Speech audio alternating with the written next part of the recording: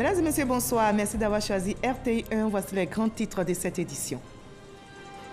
La ministre Kandia Camara célèbre l'unité et la cohésion sociale avec le peuple bété à Blouson, village maternel de l'ancien président Laurent Gbagbo. Elle a pris part à la cérémonie d'hommage des femmes des cantons Nekedi et Zedi dans la sous-préfecture de Bayota. La chefferie et les cadres de cette région du Go étaient prises. Le ministre Sidi Touré rencontre la diaspora ivoirienne en France. Il s'est entretenu avec les Ivoiriens en marge de la deuxième édition du Forum des diasporas africaines. C'est l'un des plus importants événements dédiés aux rencontres et au partage d'expériences entre membres des diasporas, décideurs économiques et politiques. La CAN 2019 se poursuit en Égypte. 3 matchs étaient à l'affiche ce dimanche. Le Maroc s'est imposé in extremis face à la Namibie 1-0. Victoire acquise grâce à un but contre son camp du Namibien Itamunia. Le Sénégal aussi réussit son entrée en battant la Tanzanie 2-0. Et l'Algérie s'impose au Kenya sur le score de 2-0. L'ambiance est tout autre en Éthiopie où les autorités dénoncent une tentative de coup d'État opérée dans la nuit de samedi à dimanche dans la région d'Amara. Au moins 4 personnes, dont le chef d'état-major et le président de la région d'Amara, ont été tuées. Soyez les bienvenus sur RTI 1. Nous commençons tout de suite par la région du Go où la ministre Kandia Camara a communié avec le peuple bété. L'unité et la cohésion sociale ont été célébrées à Blouson, village maternel de l'ancien président ivoirien Laurent Gbagbo. Les femmes des cantons Nekedi et Zedi dans la sous-préfecture de Bayota ont porté leur choix sur la ministre Kandia Camara pour parrainer leur cérémonie d'hommage, événement auquel ont pris part la chefferie et les cadres de la région du Go. Didier Nguesson. Bayota, dans la région du Go. Nous sommes dans le village de Blouson. Chant et danse pour l'accueil de la ministre Kandia Camara et sa délégation.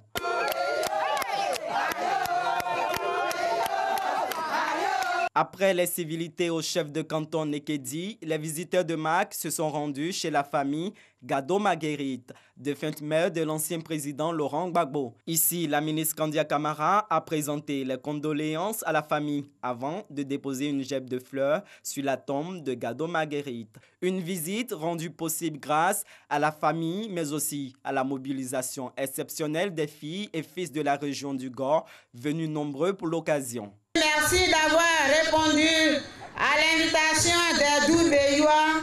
Vos filles, exceptionnellement, vous saluent. Ayo obéi.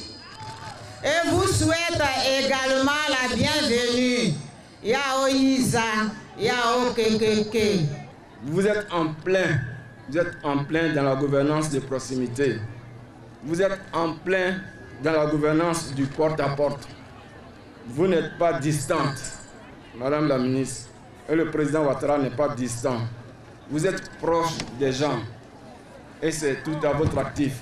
Se félicitant de cette mobilisation, notamment des femmes dont elle est désormais la Doubéi, c'est-à-dire l'amie du village, la ministre Kandia Camara leur a transmis un message du gouvernement. Oui, nous sommes un seul peuple dont la diversité est une richesse. Que la réconciliation vraie qui a commencé mais qui se matérialise aujourd'hui ici à Blouson, que cette réconciliation soit de mise partout en Côte d'Ivoire. Les populations et leurs hôtes ont échangé de nombreux présents, plusieurs dons en nature et en numéraire d'une valeur totale d'environ 25 millions de francs CFA, dont 10 millions de francs du chef de l'État ont été remis par la ministre aux populations. Avant l'étape de Blouson, la ministre de l'Éducation nationale, de l'enseignement technique et de la formation professionnelle a visité le collège moderne de Bayota. Elle y a recensé les besoins et s'est engagée à apporter des réponses dans les plus brefs délais. Et pour les populations de la région du Go, cette visite de la représentante du gouvernement marque un tournant dans la réconciliation nationale. Je vous propose maintenant les réactions depuis Bayota au micro de Didier Nguesson.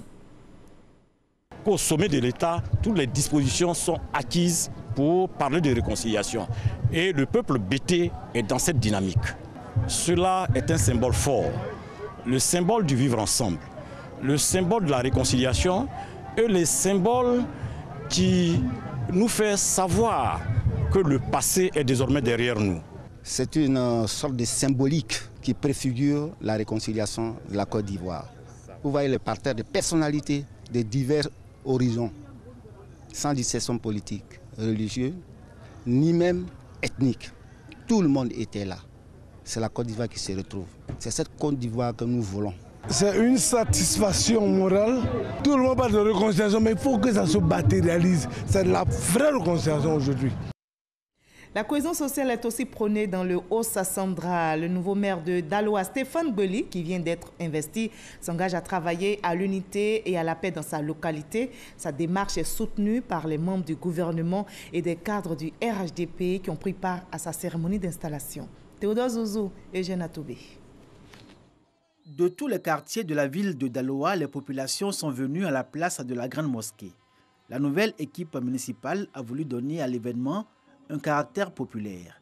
Beli Stéphane est officiellement installé en qualité de maire de la commune de Daloa. Il s'agit maintenant de rassembler toutes les énergies autour d'un projet fédérateur et agir pour tous les habitants de Daloa. Rendant hommage à son prédécesseur Samba Coulibaly, le nouveau maire de la cité des Antilopes promet de travailler en union avec les filles, fils et cadres de Daloa dans un cadre inclusif pour donner à la commune tout le lustre qui lui revient. Beli Stéphane a bénéficié du soutien des ministres Maria Toukone, Mamadou Touré et Claude Danho-Paulin, président de l'Union des villes et communes de Côte d'Ivoire. Albert Mabrou-Touakeus, représentant le Premier ministre Amadou Gon Coulibaly. Il y avait un travail de cohésion à faire au niveau de Daloa. Nous sommes venus donc porter le message de paix, de cohésion, de rassemblement du président de la République et du Premier ministre, président du directoire du RHDP. Nous sommes venus également apporter notre soutien à la jeune équipe, au jeune maire, Beli Stéphane. Et nous sommes venus dire que c'est dans le rassemblement, c'est avec le soutien de l'ensemble des communautés vivant à Daloa qui réussira son mandat. Daloa s'est révélé une exception en matière d'élection municipale. L'actuel maire n'était pas tête de liste, mais c'est lui qui a été désigné maire à l'issue du vote des conseillers. Le ministre Albert Mabrou-Touakeus a exhorté les populations de Daloa à vivre dans l'harmonie, la cohésion et la paix. Les chefs traditionnels du Walebo s'engagent aussi à la paix. Louis Kwaku Abonoua les a rencontrés hier samedi à Sakasso. Le président du conseil d'administration de l'Office national de l'eau potable leur a expliqué le programme de société du RHDP, un programme qui vise le développement des localités et l'épanouissement des populations, un programme qui a pour pilier la paix et le rassemblement, comme nous l'explique Boubacar Silla et Soro Corona. Cour royale du peuple baouli, Sakassou. Le programme social du gouvernement expliqué aux garants de la tradition. L'accès à l'eau potable des populations ivoiriennes à l'ordre du jour. Le président de la République, Alassane Ouattara, a décidé de la réparation des 21 000 pompes villageoises. Porteur de ce message gouvernemental, le président du conseil d'administration de l'Office de l'eau potable, ONEP, Louis Kwaku Abonoua, est revenu sur les projets sociaux réalisés depuis 2011 pour le bien-être des populations par le président Alassane Ouattara. Infrastructures routières, sécuritaires, éducatives et sanitaires, des réalisations qui doivent rassembler tous les Ivoiriens autour du président Alassane Ouattara. Lorsque le bœuf boit l'eau et que toi, homme, tu viens boire, tu prends des maladies. Et après, ça devient des palabres entre les bouviers et nos parents.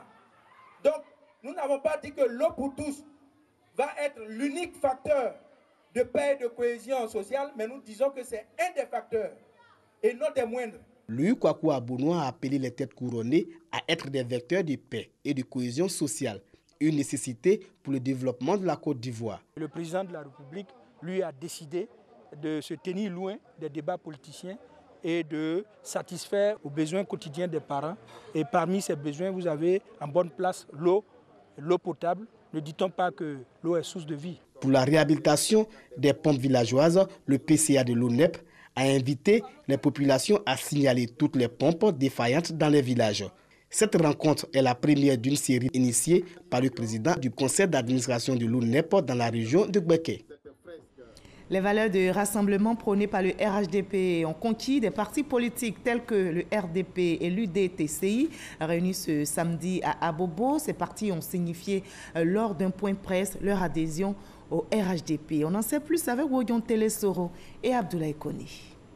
Le Rassemblement pour la démocratie et la paix d'un côté et de l'autre l'Union pour la démocratie totale en Côte d'Ivoire.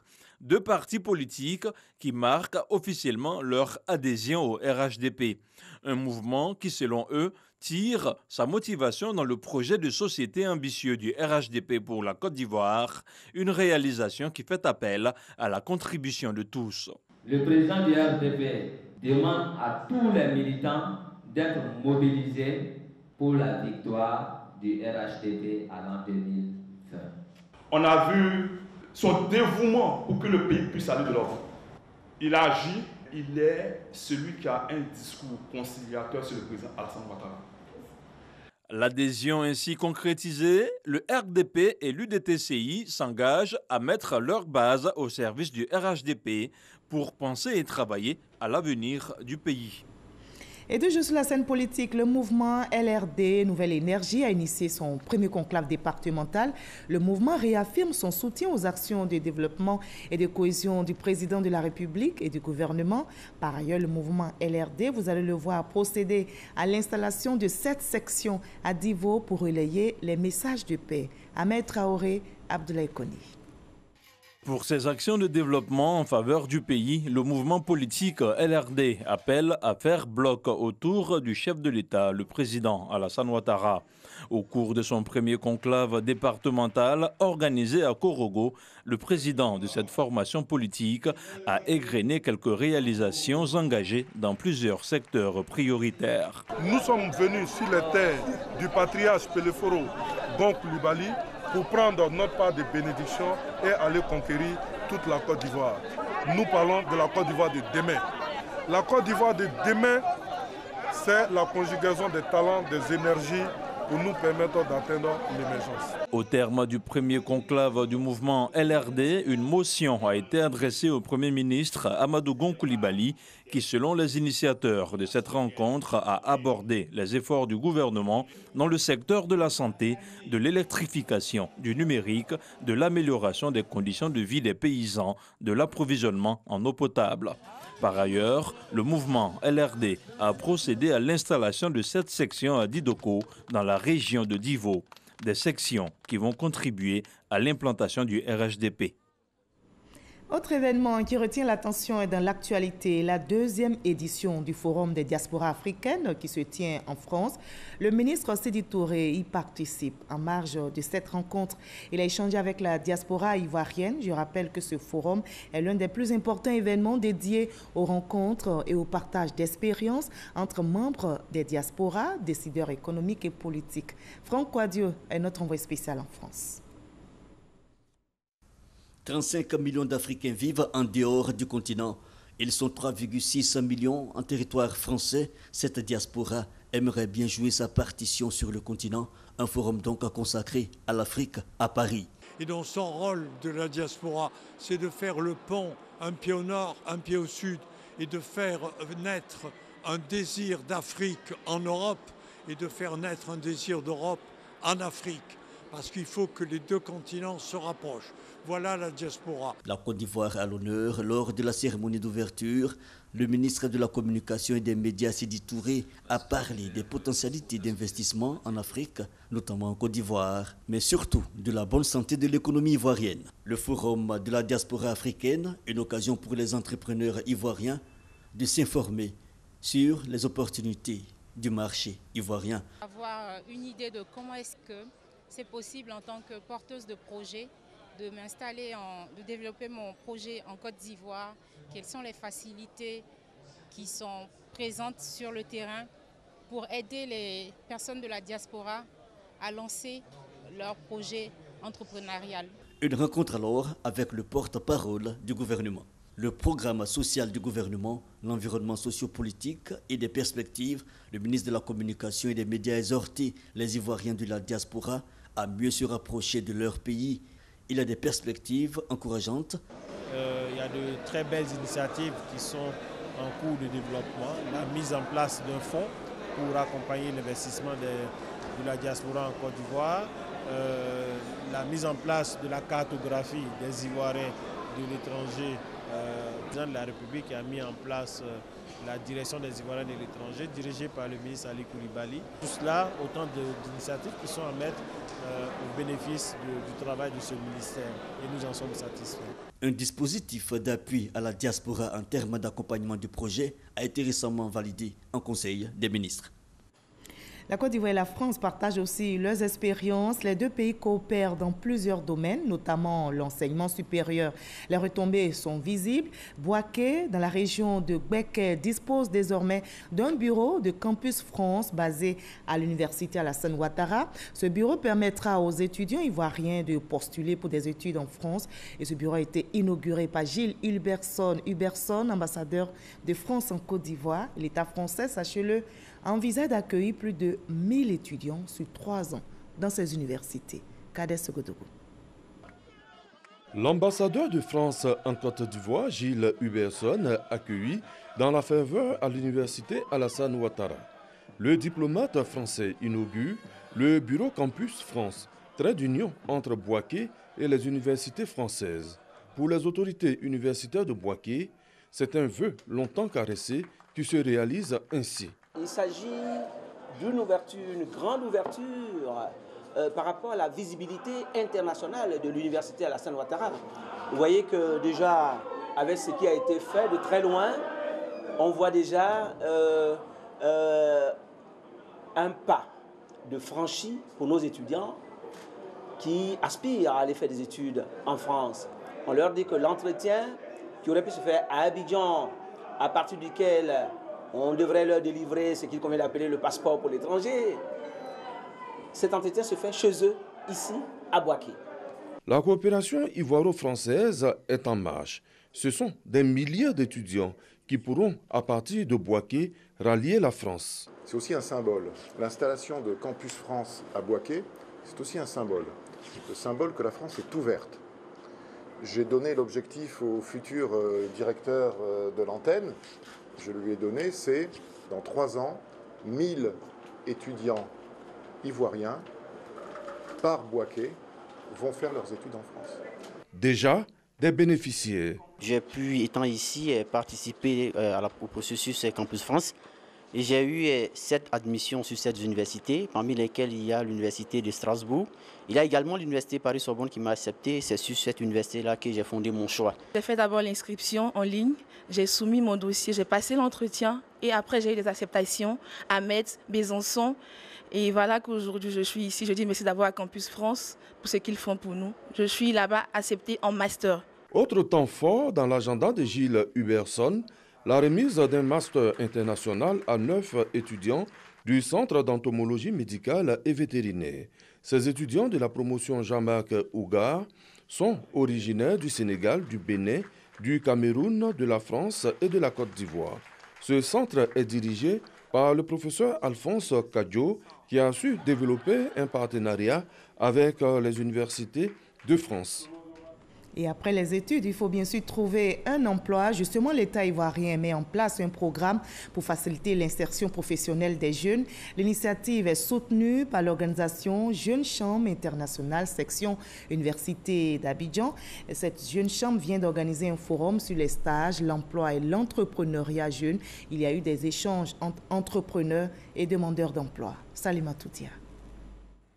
C'est un B2B entre entreprises et demandeurs d'emploi. Le forum sur les stages, emploi et entrepreneuriat jeune se veut l'interface entre les deux acteurs pour explorer les opportunités d'emploi à saisir. Une initiative de l'organisation Jeune Chambre Internationale, section Université d'Abidjan. Ces ateliers sont des techniques, sont des astuces, sont des moyens pour nous permettre, nous, d'affronter la vie professionnelle, pour nous permettre, nous, de faire face à notre vie professionnelle et d'être indépendants. Pour le ministre Mamadou Touré, l'insertion de 500 000 jeunes d'ici à 2020 est une priorité. Partage d'expériences, table ronde sur les solutions aux grèves à répétition ont marqué cette 6e édition qui s'est tenue sur 2 jours à l'université Félix Houphouët-Boigny d'Abidjan. Et on passe à un autre échange. L'échange entre Hamza Diaby et son invité du magazine du dimanche à 13h a porté sur le système ouest-africain d'accréditation. Son directeur général, Marcel Baguidi, a évoqué l'objectif du système. On retient qu'il vise à doter les pays membres de l'UEMOA d'un organisme d'accréditation à même d'évaluer la compétence des organismes d'évaluation de la compétitivité. La Côte d'Ivoire, notre pays, abrite le siège depuis mars 2018. Et si vous avez raté ce magazine, vous avez maintenant l'occasion de vous faire une idée en suivant cet extrait. Le SOAC, c'est le système ouest-africain d'accréditation mis en place par la commission de l'UEMOA et aujourd'hui appuyé aussi par la commission de la CEDEAO, dont l'objectif est de protéger, participer à la protection des consommateurs, et ce, en vérifiant la conformité, la compétence des organismes d'évaluation de la conformité, que sont notamment les laboratoires, tout domaine confondu, mais également les organismes d'inspection et les organismes de certification. Alors, les organismes de certification vont certifier les entreprises et on peut se poser la question de la compétence de ces organismes de certification. Et c'est là qu'intervient l'accréditation, c'est-à-dire les organismes d'accréditation vont vérifier la compétence des organismes de certification. Il serait important de souligner qu'en Côte d'Ivoire, cela a été bien pris en compte parce que ça a été gravé dans le marbre grâce à une loi qui définit de manière très claire les principes d'accréditation, de certification, bref, toute la terminologie de la qualité. Alors, déjà rappelé que le SOAC couvre tous les domaines techniques, conformément au règlement de l'UEMOA. 15 mois après, le bilan, c'est déjà une opérationnalité complète. Vous avez 6 laboratoires déjà accrédités. Et c'est lié vraiment au fait que nous avons eu un engagement. 6 laboratoires accrédités, mais il y en a 5 autres qui sont en cours d'accréditation. Tout à fait, 5 autres. Et au moment où je vous parle, une mission se prépare pour le Burkina Faso pour aller évaluer 2 structures. Et nous avons déjà évalué 3 structures ici en Côte d'Ivoire la semaine passée. Et la Côte d'Ivoire, qui abrite le siège du SOAC, montre aussi le bon exemple en matière de lutte contre les mutilations génitales féminines. Et le maintien de la jeune fille à l'école est une réalité dans les différentes régions. Le pays qui a mis en place un programme partage son expérience. Vous allez le voir à Dakar, au sommet africain sur les mutilations génitales féminines et les mariages d'enfants. La délégation ivoirienne est conduite par la ministre Mariatou Koné. Godfrey Okambawa pour le résumé. Mariatou Koné à Dakar au Sénégal pour le premier sommet africain sur les mutilations génitales féminines et les mariages d'enfants. La ministre de la Solidarité, de la Cohésion sociale et de la lutte contre la pauvreté est allée partager l'expérience ivoirienne avec ses pairs des 17 pays participants et 45 ONG présentes à ce sommet. Nous sommes présents à ce sommet surtout pour un partage d'expérience. Montrer l'engagement de la Côte d'Ivoire et féliciter toutes ces femmes, tous ces guides religieux, toutes ces personnes qui s'impliquent afin que 2030 soit pour nous l'année véritablement d'éradication de la pauvreté et surtout qu'il n'y ait plus de mariage précoce et de mutilation génitale féminine en Afrique. Selon Mariatou Koné, en ce qui concerne la jeune fille, la Côte d'Ivoire a opté pour une approche multisectorielle. Déjà pour les mutilations génitales féminines, depuis 1998, il y a une loi qui existe. Pour le mariage précoce, vous avez vu tout le travail qui est fait par la justice, par le ministère de la Femme, par le ministère de l'Éducation, par le ministère de la Santé. Le sommet de Dakar vise à mettre fin à la pratique des MGF et des mariages d'enfants d'ici à 2030. Les moyens pour y arriver, attirer davantage l'attention de tous pour une large mobilisation des décideurs, des leaders religieux et coutumiers et de la société civile. Les lignes bougent aussi dans le domaine de l'environnement. La redynamisation des forêts en Côte d'Ivoire reste une priorité pour le gouvernement. Il y a un an, démarrait le projet de réhabilitation et de revalorisation du dispositif Revaténé dans la région du Gor. Ce projet vise à terme la restauration du paysage forestier ivoirien. Un an après, l'heure est à l'évaluation. La SODEFOR, l'INPHB, le CIRAD et le CNRA étaient sur le terrain. Kader Sokotogo. Forêt classée de la Téné, environ 10 km de Oumé. Nous sommes dans la région du Gor. La volonté de redynamisation de la forêt ivoirienne y trouve tout son sens. Le 27 février 2018 a démarré le projet de réhabilitation et de valorisation du dispositif de Téné, Reva Téné. Il prend également en compte la recherche d'arguments scientifiques fiables en faveur d'une meilleure conservation et une meilleure gestion durable des forêts classées. À ce titre, l'Institut national polytechnique Félix Houphouët-Boigny, à travers l'École supérieure d'agronomie, l'Université Félix Houphouët-Boigny, l'Université de Lomé, le CIRAD font de cette forêt un vaste champ d'expérimentation, une sorte de boussole pour la SODEFOR. Nous voulons ici former les futurs ingénieurs agents des eaux et forêts directement dans le contexte de la forêt, avec bien sûr tous les outils de pointe.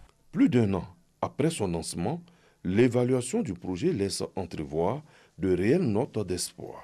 Une satisfaction assez importante et même qui a même un double sens. Le premier, c'est d'abord pour tout gestionnaire que nous sommes, c'est d'avoir nos structures, nos infrastructures le plus proches possible de nos lieux de travail. Et c'est ce qui a fait la force de la SODEFOR en son temps. La deuxième des choses, c'est de pouvoir montrer aussi aujourd'hui aux générations à venir que les bases vies qui ont servi à la SODEFOR peut-être il y a quelques années d'écrire ces belles lettres de noblesse, aujourd'hui ont encore leur place dans notre dispositif. L'inauguration des bâtiments réhabilités de la base vie de la forêt classée de la Téné vont permettre à tous ces chercheurs d'avancer avec sérénité dans le projet REVA Téné. Un autre domaine promu en Côte d'Ivoire, c'est la musique. L'association Diaboville émergente vient d'organiser la fête de la musique au stade municipal de Botro. L'initiative qui vise à valoriser la culture et à renforcer les liens de fraternité et de cohésion sociale dans le département de Botro est initiée par le ministre des Transports, Amadou Koné. Les explications avec Ange Kouakou et Charles Tatou. Plusieurs artistes et humoristes de la région de Becker en spectacle dans la ville de Botro, chef-lieu de département. L'initiative vient de l'association Diaboville émergente. Nous voulons inviter la jeunesse à être responsable, à changer, changement de mentalité, changement dans sa conduite. Et en étant responsable, elle s'éloigne de tout comportement violent et devient une actrice de la cohésion sociale dans toute la région du Becker. Et cet événement marque aussi les bases d'une plateforme qui va regrouper toute la jeunesse du département pour qu'ensemble nous puissions œuvrer et travailler pour la reconstruction de notre cité. Ce spectacle qui s'inscrit dans le cadre de la Journée mondiale de la musique a servi d'occasion aux responsables du système éducatif ivoirien de Botro pour sensibiliser les jeunes sur les conséquences des grossesses en milieu scolaire. On a d'abord énuméré les différentes causes, par la suite les conséquences. Nous avons cherché aussi à énumérer certaines solutions et puis donner des chiffres, des statistiques pour dire que vraiment c'est réel et il faut trouver des moyens justes pour pouvoir éradiquer définitivement ce fléau. Je sais qu'avec ces conseils, vraiment les filles vont prendre conscience et vont changer de comportement. Créée en 2018, l'association Diaboville émergente œuvre en faveur du développement économique et social et culturel du département de Botro. Voilà, et l'association Diaboville émergente vient donc d'organiser la fête de la musique au stade municipal de Botro, une initiative soutenue par le ministre des Transports, Amadou Koné. Et la musique ivoirienne s'exporte bien et plaît au public. En France, vous allez le voir, la place de la Porte de Pantin était aux couleurs de la musique ivoirienne ce vendredi 21 juin, jour de la fête de la musique. Le mouvement et des artistes de la diaspora a fait appel aux talents de la nouvelle et de l'ancienne génération. Une dizaine d'artistes ivoiriens ont chanté et parlé cohésion sur les bords de la Seine. Franck Quadio nous fait écouter ces mélodies. Porte du Pantin, il est 20h. La ville de Paris, sous des notes musicales couleur ivoire. Une scène, un public et des artistes ivoiriens pour jouer leur partition à cette fête de la musique.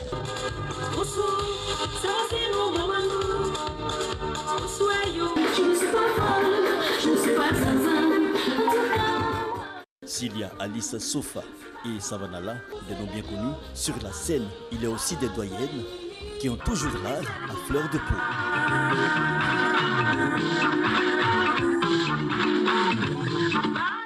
De faire une tournée à l'intérieur de France et là je suis venu communier pour la fête de la musique à tous mes fans pour dire que je suis là, je suis bel et bien là, bien vivante et en activité.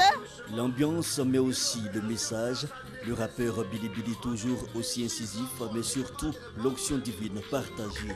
Le gospel était de la partie. Georgina Guédé venue en soutien. Une fête de la musique, facteur de cohésion pour de nombreux artistes et aussi pour le public. Ça, justement, ça donne le rythme. Tout le monde se donne dans le rythme et ça danse autour de nous. C'est aussi pour nous une manière de nous retrouver, pour pouvoir collaborer ensemble cette fête qui est la nôtre. Parce qu'on est tous des artistes musiciens. Et l'occasion aussi est belle pour que toute la communauté se retrouve pour faire la fête.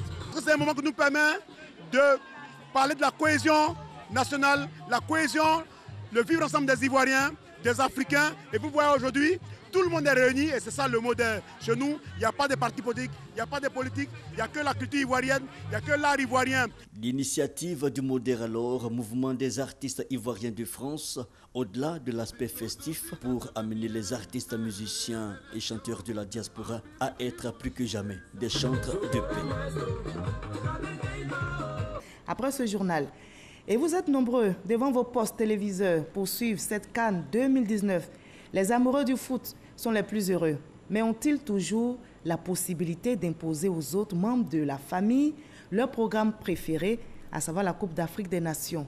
Quelle est l'ambiance donc dans les foyers? Qui a le contrôle de la télécommande devant le petit écran en cette période de la CAN? Notre reporter Godfrey Okambawa a visité quelques foyers pour vous. Du 21 juin au 19 juillet prochain, l'Afrique vibre au rythme du football. Une période qui vient bousculer le programme quotidien sur nos chaînes de télévision. C'est également le cas dans de nombreuses familles. À l'ère du numérique, pas de téléviseur sans commande.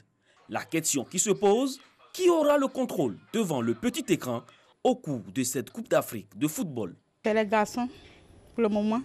On ne peut pas prendre aller là. Si on prend avec eux, ils vont se fâcher contre nous. On va les donner à aller là. On sera obligé de gérer la télécommande parce qu'on sait bien qu'avec la CAN, dans une maison, il y a toujours des femmes. Voilà, pour regarder quelques chaînes. Arrivé à un moment donné, il faut faire un sacrifice. Là, il s'agit du plaisir de monsieur et de mon enfant. Donc, je suis obligé de faire avec. Les films, je peux regarder après les matchs. Certains sont parfois catégoriques, pas de place au feuilleton ou à d'autres programmes. C'est moi qui ai gardé la télécommande. Même si mon fils veut regarder son dessin animé, je lui ai dit non, la Côte d'Ivoire joue. Il faut que je regarde la coupe. Pourquoi tu me poses cette question comme ça? Mais je suis l'homme, je suis le chef de la famille. Quand madame regarde ses films, ça ne me concerne pas. Mais quand il y a le match, vraiment, il dit madame, écoutez, il ne dit rien, excusez-moi. Quand il y a les nouvelles, moi je ne parle pas. Donc quand le match commence, comme j'ai autorité sur la télévision, c'est moi qui ai payé ma chose. On me donne la télécommande de facto. Hein? Qui est bien commun? Non, c'est ma télévision. Qui prendra donc le contrôle de la télécommande dans cette période de la CAN? Une chose est sûre, pas de querelle quand il s'agit du football. Et tous s'accordent pour vivre ensemble cette passion.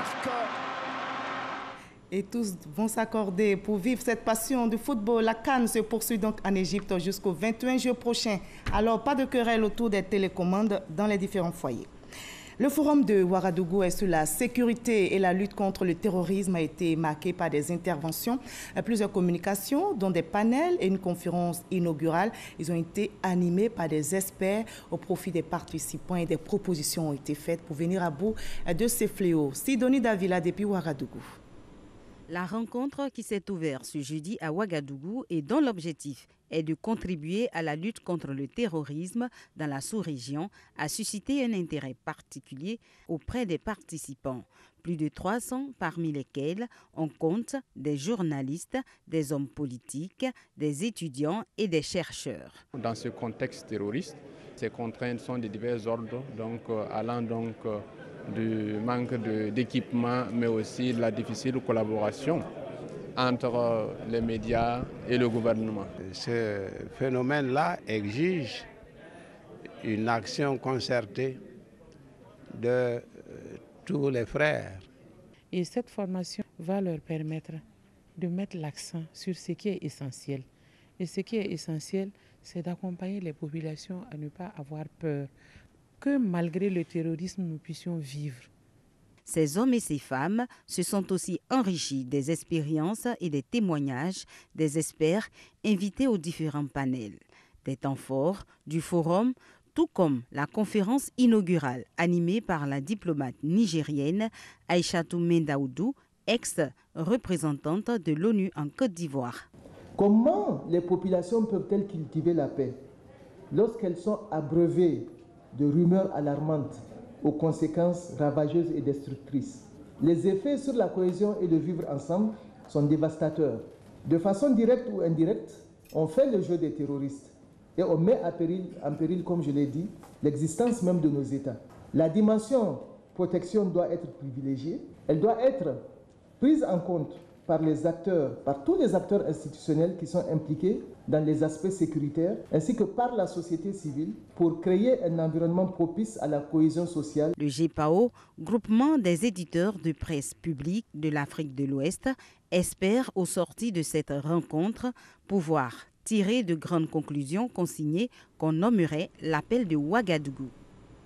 Je vous propose le reste de l'actualité dans le 7 sur 7. Qu'est-ce qui a marqué l'actualité cette semaine à l'étranger? Le tour du monde en 7 jours, c'est avec Abou Sanogo.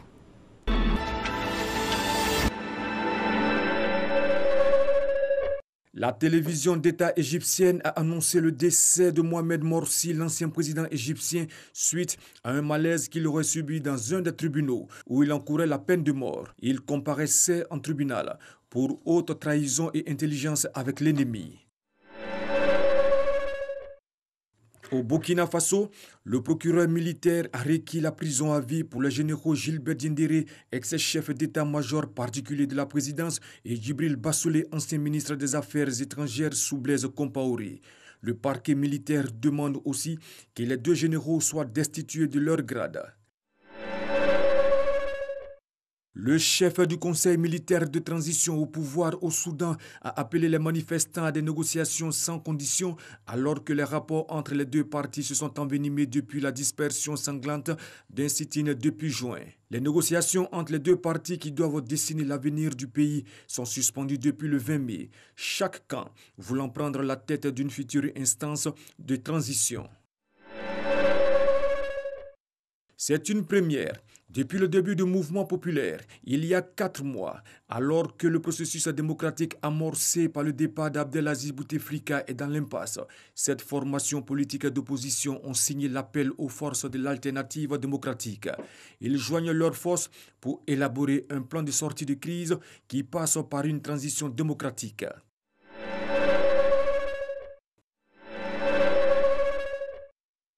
Les Mauritaniens sont appelés aux urnes pour désigner le successeur du président sortant Mohamed Ould Abdelaziz qui ne peut se représenter à un scrutin qui doit marquer la première transition entre un président sortant et son successeur élu dans ce pays, secoué par de nombreux coups d'État de 1978 à 2008.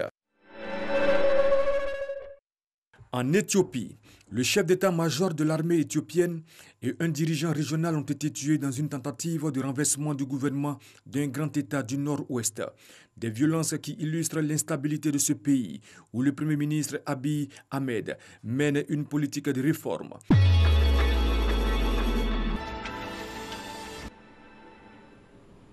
Ainsi va le monde, fin de cette édition. Merci de votre aimable attention. Demain 22h15, vous avez rendez-vous avec Fatou Fofana pour un autre journal. Très belle soirée et bonne reprise à toutes et à tous. N'oubliez pas, demain lundi 24 juin, tous derrière les éléphants qui affronteront les Bafana Bafana de l'Afrique du Sud. On croise les doigts pour la victoire.